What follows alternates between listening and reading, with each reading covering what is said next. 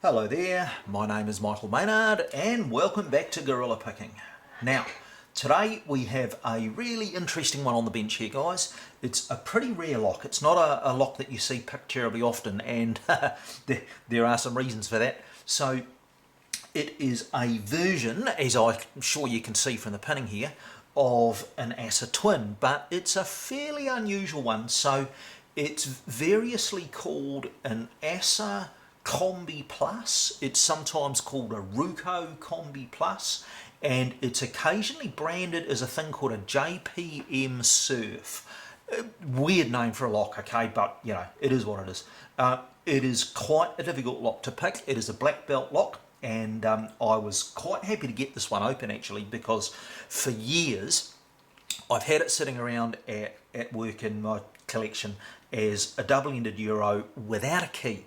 And I couldn't pick this thing before. I had a few goes at it, got nowhere with it, and finally decided, okay, all right, well look, I'll cut the thing in half, I'll back shim one side of it open and see what's in there. And it turned out to be this, you know, really quite weird beast. So what's weird about it? Well, it has got a fairly diabolical keyway for a start. So most Assa Twins, or you know, most twins full stop, have got fairly big wide open keyways. Now this one is a wee bit of a nightmare. So not only is it very narrow and wiggly this way, but it's actually very narrow that way as well, which has implications. So first of all, the picking the top pins, I would love to be able to either use my 25 thou Tiffany short hook for the whole thing, because the feedback from this is just so good, all right, and believe me, you need good feedback to pick this. So I'd love to be able to use this, but I can't pick the high set pins with this. And then on the other side of this coin, this is my Peterson 25 in my Peterson hook 5 in 18 thousandths, and this is the pick that I prefer for picking Assa Twins. But the problem with this is that because the keyway is quite narrow and gnarly, you do get a lot of mixed feedback from this thing. So you get a lot of leverage with it, you get a lot of grunt with it, because you can't feel what you're doing so well, it's very easy to overset pins with this. So you've got to kind of tiptoe between these two picks, and then to set the sidebar sliders, which we'll talk about in a minute, what I'd usually be using is my standard Spooks flag, but the Spooks flag is just far too big to get into this little narrow gap at the bottom here. I might just zoom in on that so you guys can see that a little bit better. There is just no room in here to get a Spooks flag. So what I've had to do is make a flag from an old, this was in fact a Peterson Snowman, which I had lying around. So that's been cut down, and I've got it to a very narrow and very skinny profile. And the way that this worked, in fact, was that I made the flag to roughly what I thought it should be, and then just ended up filing more and more and more and more off of the surfaces of this thing until I could finally get it in there to fit. So that's the process I went through to build the tools for this thing. Now the tension that I used, in actual fact, to my honest amazement, you don't need particularly tight tension control for this lock. All you need to, so you don't have to do much manual counter rotation. So in actual fact, I just used a box standard top of the keyway tension tool, which is a little bit sloppy in there. It certainly doesn't stay in there jammed like most of the tension tools I use on twins would be. But again, the keyway is such a shape that it's pretty hard to get anything to fit in there, and this was pretty much as good as I could get, really. Alright, now let's talk about the pinning and then we'll get on to actually picking this thing. So we have got barrel spools on the top, and there is counter milling in the plug. So this is familiar to anybody who's ever picked an Assa Twin. Maybe I've got that zoomed in too far. There we go. So yeah, you can see that there is countermilling in there, and then there are barrel spools there to interact with that. The pinning down the bottom there, there were a few master wafers in this when I got it, and I ended up swapping out master wafers for two just ordinary standard lab pins there so that we didn't have master pins all over the place. And then the other thing I wanted to show you was these sidebar sliders. Very cool. They are sprung. Thank God, I hate the unsprung ones. And the way that they work is that they have got one fairly large true gate there, so you can see how that's going to snick into the sidebar, which I'll show you in a second. And then a whole lot of light little grooves here. I don't think I'm going to call those false gates actually. I'm just going to call those serrations, I guess.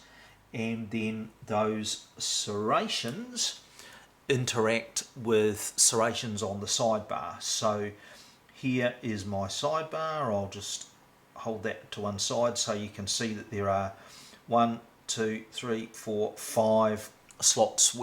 Start again. There are 5 slots where those sidebar sliders are going to interact, and so when they are mating with the groove, you can see that they're kind of up there on the false gates or serrations, if you want to call them that, and then when you get them in the right place, they drop and snick into place like that. And they actually give reasonably good feedback, believe it or not. So that is how this thing works. What I am going to do now, I have recorded this after I've picked it, okay? So you're now going to see a jump cut, and we're going to get the thing in the vise and get it picked. Hope you enjoy this, folks.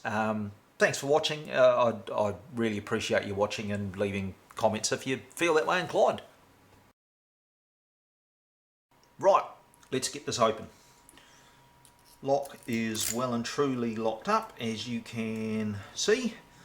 We're going to go counterclockwise, and the first thing we're going to do is get the barrel spools into the countermilling. So as far as I'm concerned, you are not actually picking an Assa Twin until such time as you've got all the barrels in the there we go, in the countermilling grooves and ready to go. So what I've just done is got all the barrels to the point where they are either set or in grooves, and from here on in picking commences. So what we've got to do is ease those little puppies in and out of their grooves until they're at the shear line, but we have to do that in combination with picking the sidebar, because the sidebar binds while we are picking these top pins as well. So you've got to be kind of doing a bit of both. Now I'm using pretty light tension, and I'm using the Tiffany hook. Now I was about to say we're going to get to the point where we can't use it anymore. We're right there now. So I've got them as high as they can go with the short hook. I'm going to swap to this thing. It is not as good. So it's a much steeper pick, which means you've got much more leverage on the pins, but you don't have anywhere near as good feel, and it's actually very easy to overset pins with this thing, because you can't, oh, big click on 3 there, because you can't feel as well what you're doing. So I've just set a couple, or at least I've just clicked a couple. Going to go back with the short hook just to check where I am. Oh, I'll tell you what, that's actually feeling pretty good. Going to have one more run through, light tension.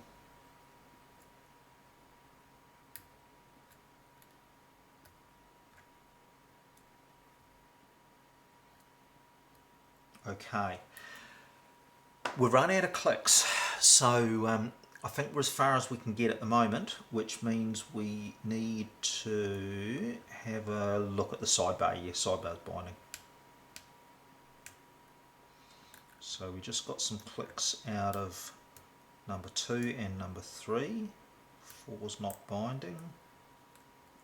5 was kind of binding, but not really. There was a bit of tension on that.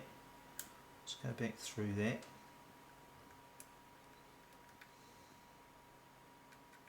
Yeah, I'm not feeling anything else that needs picking, so back to the top of the lock. We'll have changed something up there. So we're going to expect a little click, or the possibility of a click. Yeah, not getting it with short hooks, so let's go back in with the steeper one. Not 6, not 5, not 4, not 3, not 2, not 1. Okay, so we're either missing something or something yet to go down here on the sliders. I don't think there's any sliders that need picking down there, so I'm going to drop the tension back even further. Not 6, not 5, not 4, or maybe 3.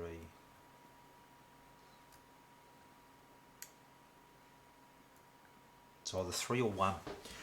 I think we're going to take a chance on pin 3 here.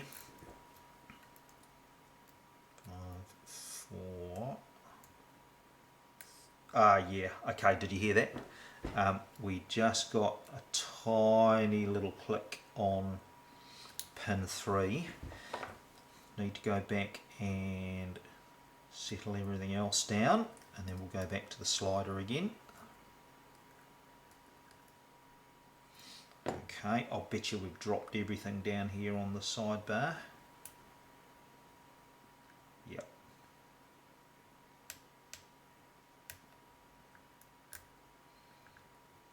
That's okay though, we can get it back.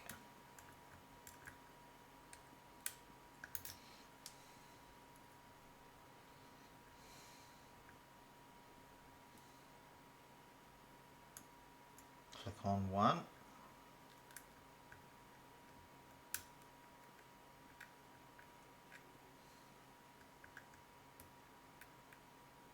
Nothing else, I don't think. Okay, back to the top pins.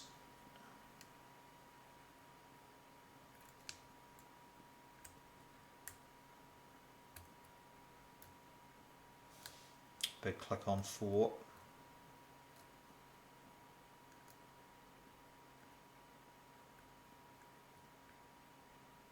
Well, this is going about how I'd expect it to, eh? You do a bit at the top, bit on the sidebar, bit on the top, bit on the sidebar.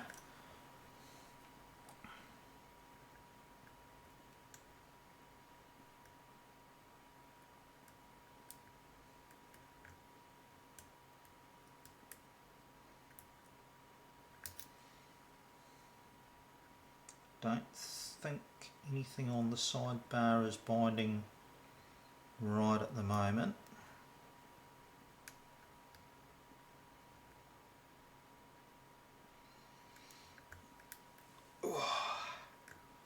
Getting a bit sore from sitting hunched over this thing.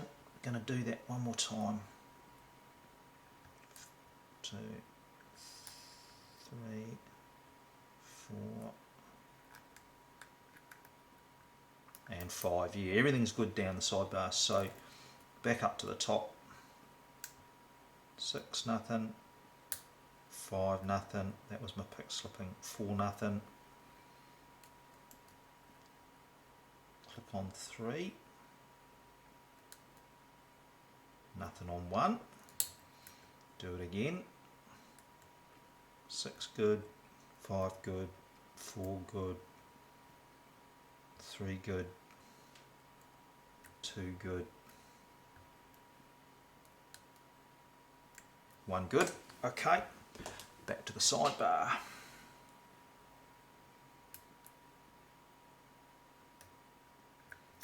think we got a little click on 2 there. Yeah, we did.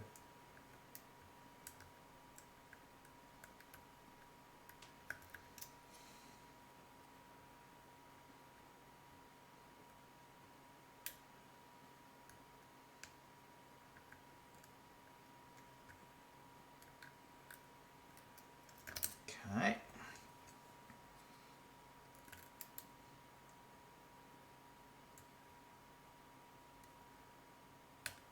Huge click on 4. Again, I'm going to keep the tension on here and go back to the sidebar again. Click on 2.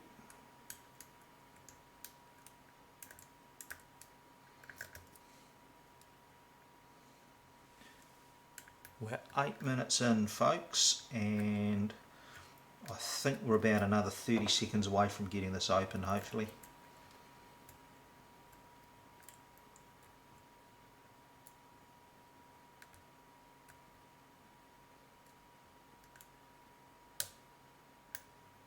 That was a big click on 1. Going to back off the tension now. Pick slipping.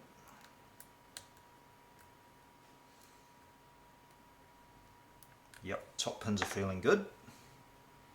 Sidebar again. Click on 2.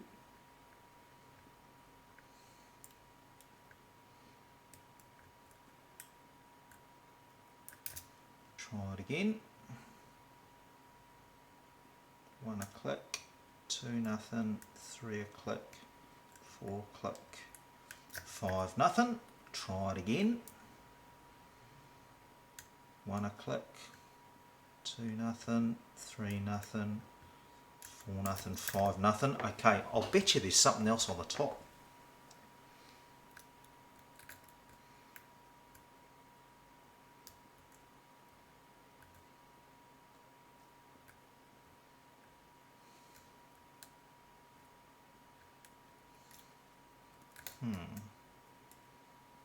Not 6, not 5, not 4, not 3, not 2, not 1. Huh.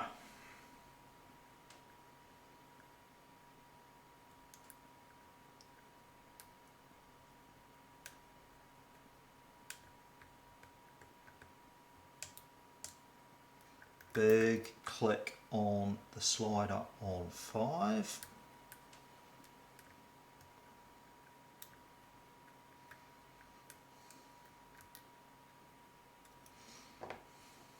Does that mean we're going to get more up the top?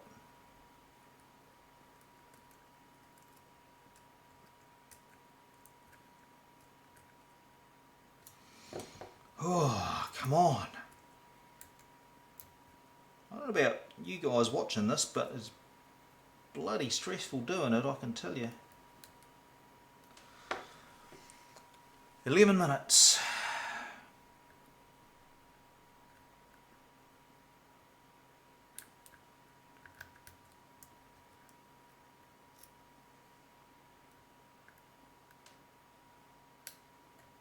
And we're open.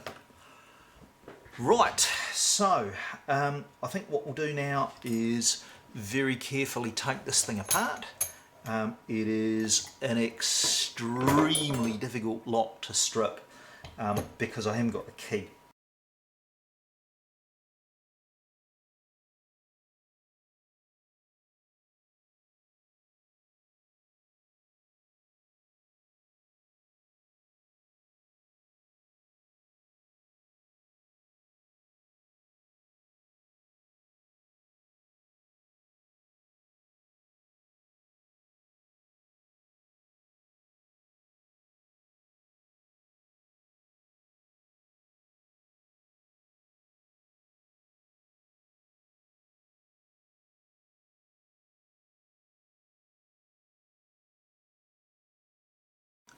Okay, so here is how the pinning works on this thing, folks.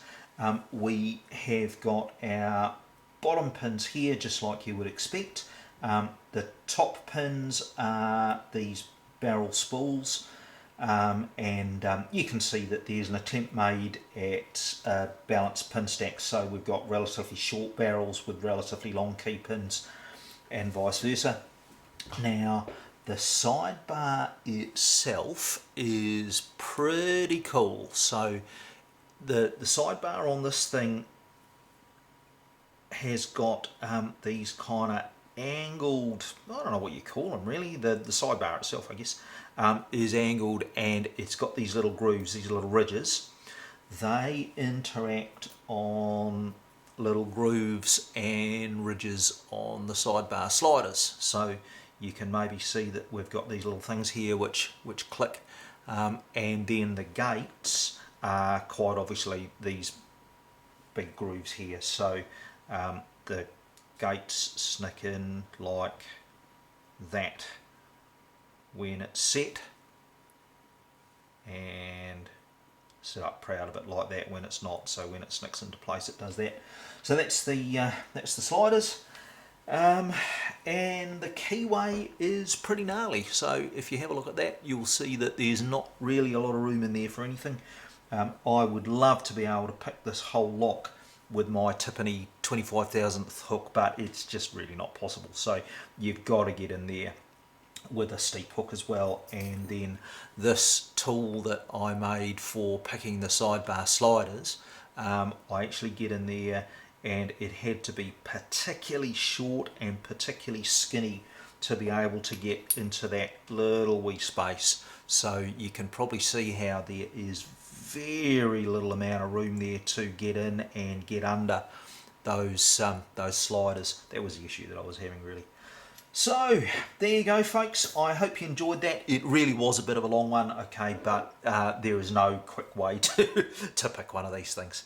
Thanks for watching, hope you enjoyed it, I certainly did, and I'll see you on the next one.